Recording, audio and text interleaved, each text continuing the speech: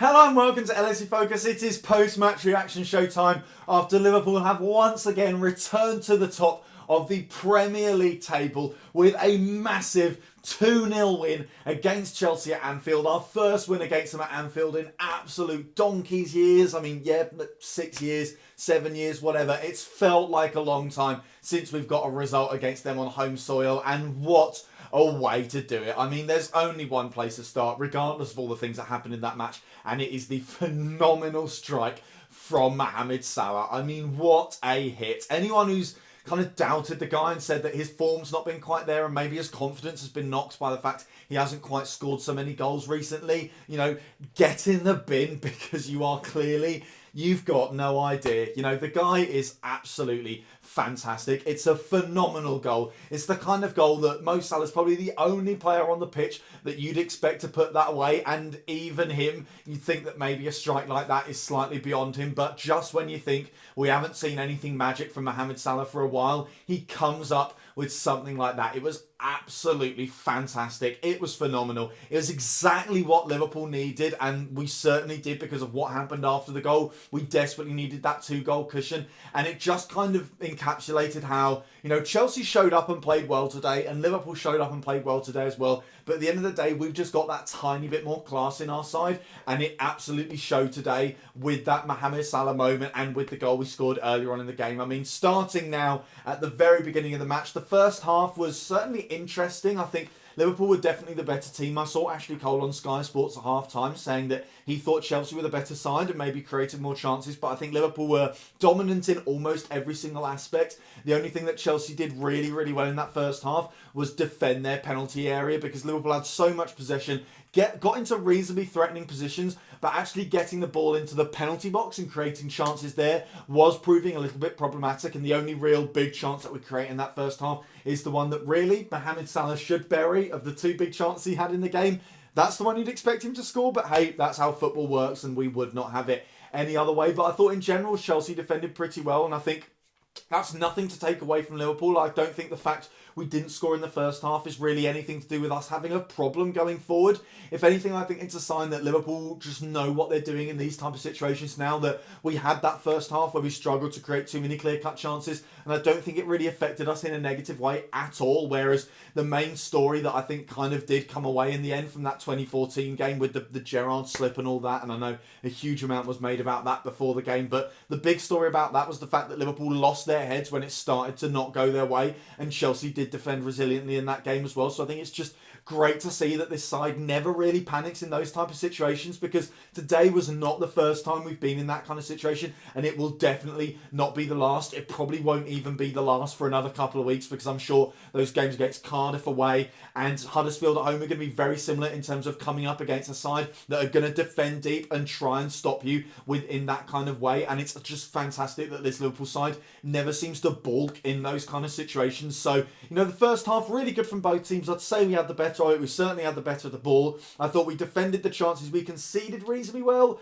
Maybe a couple of times where Hazard or Willian got a little bit too close to goal than we would have liked, but certainly never to the point where I was genuinely worried we were going to concede a goal. So that was absolutely fantastic. And then the second half, of course, Liverpool come flying out the traps again. I think one thing that really surprised me today was not the intensity we brought at certain times, but how we managed to never drop off. Obviously there are times when we don't play at 100%, but normally if you start a game the way Liverpool started the game and sustain that for about half an hour or something like that as well, there's going to be a big drop off later on. And I think we saw it from Chelsea in that second half as well, where we scored the goals when they were having a bit of a lull, where they'd been putting all their energy into defending in the first half and they just kind of slightly ran out of gas a little bit.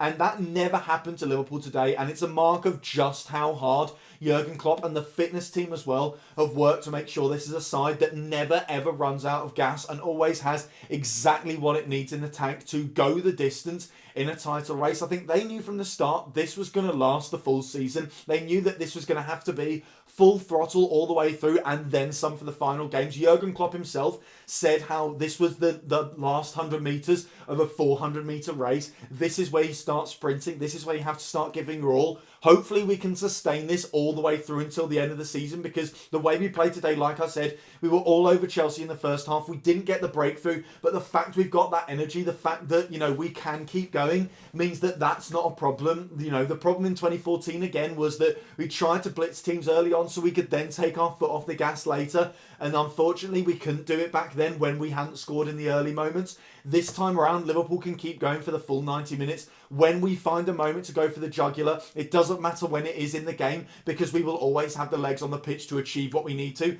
And that was emblematic as well of the goals that we scored, especially that first one where Henderson just doesn't give it up, goes all the way to that touchline, then whips it into the back stick to Sadio Mane. And what I mean about that Chelsea lapse, you know, they just leave a gap open there. That one moment where they slightly switch off, they slightly run out of steam for a moment and just want to catch their breath. Liverpool will catch you out in those moments, and Sadio Mane did fantastically well to steer the header past Kepa Arrizabalaga. And then obviously, you know, like I said, the second goal, it's already been spoken about, and it's quite difficult to actually say much more about it because it is quite simply a phenomenal strike. The only thing you can really do is just hurl superlatives out and hope everyone else laps them up, because it was a phenomenal goal. A great moment for Mohamed Salah as well, especially given all that's gone on over the past week as well. I think everyone was behind him, apart from maybe City fans, United fans and Everton fans, to score that goal. So that was absolutely fantastic to see. And then the game got a bit interesting. I think the first half, like I said, was very much just one-way traffic insofar as it was Liverpool dominate the ball, Liverpool look the most threatening, Chelsea defend their box well, we only create a few chances, they look a little bit threatening on the counter, and it was for that way all the way through the first 45. Suddenly, once Mohamed Salah scores that second goal, Chelsea actually decided to start causing us some real problems, and thankfully Eden Hazard at last had an off day against Liverpool. You know how many times he's turned up and brought his A game to Anfield. It was great to see him actually, you know, just not play that well, just have a little bit of a stinker for once in his life on the Anfield turf. So that was a little bit of a saviour. You know, I think Maurizio Sarri just kind of got his tactics wrong today, because obviously they changed for the better once Salah moved out to the right, to the left, and you saw that it was causing Trent Alexander-Arnold problems. And it's testament to how Jurgen Klopp, who's sometimes not that great in terms of how on the button he is with the substitutions, and sometimes takes a little bit of time, very clearly tried to adjust as quickly as possible to that situation. You know, bringing on Wijnaldum was a fantastic move as well, just shored up the midfield a little bit more. Trent Alexander-Arnold didn't look so exposed after that, which was a great thing to see, because he was struggling ever so slightly with Hazard once he had moved out to that left wing position. Thankfully, Higuain didn't really have a huge effect on the game. And then once it got to about minute 70, it certainly feels like Chelsea had they'd run out of gas at that point going forward. And again, that's testament to how good this Liverpool side is in terms of pure fitness. Chelsea tried to provide us with a quick fire burst. It didn't work, like it didn't work for us in the first half. But the difference is, after that, they just had nothing left. They could not contend with us any longer. And that is just proof of how much this Liverpool side, Jurgen Klopp in particular, and all the backroom staff have prepared for this title race. They knew it was going to go to the wire. They are 100% ready for this situation. They know what they are doing. And I mean, fingers crossed they can just get it over the line. Unfortunately, of course, Manchester City get the win today. So once again, we are sort of playing catch-up, even though we're top of the league. They've still got that game in hand and everything. I mean, it does start to feel like all of our hopes are being pinned on that game against Spurs, between City and Spurs at the Etihad next weekend. That is a massive tie. All eyes are going to be on that. But at the end of the day, you know, it just enjoy it. I mean, don't worry about what's going on with Man City at the moment. At the end of the day, it's entirely possible, almost even likely, that this Liverpool side will finish the league season with 97 points, but tragically 1 point behind the leaders, Manchester City. That could happen, but don't let it get you down. That's hard to say, but really don't, because this side has been phenomenal and we have had some incredible memories along the way, similar to that Champions League runner last season where we got all the way to the final. We didn't get the silverware, but we had a brilliant time getting there in the first place. This season with the Premier League run and the Champions League run as well should be absolutely the same. So relish it. Relish these moments, these incredible games at Anfield, the kind of games we haven't had for years and we finally got back. Just enjoy the title race, whatever happens. So yeah, that is all for today's video. It's again a little bit of a rambly one, but with the title race being what it is, with the games being like they are now, it's difficult to deliver pinpoint, you know, pin sharp analysis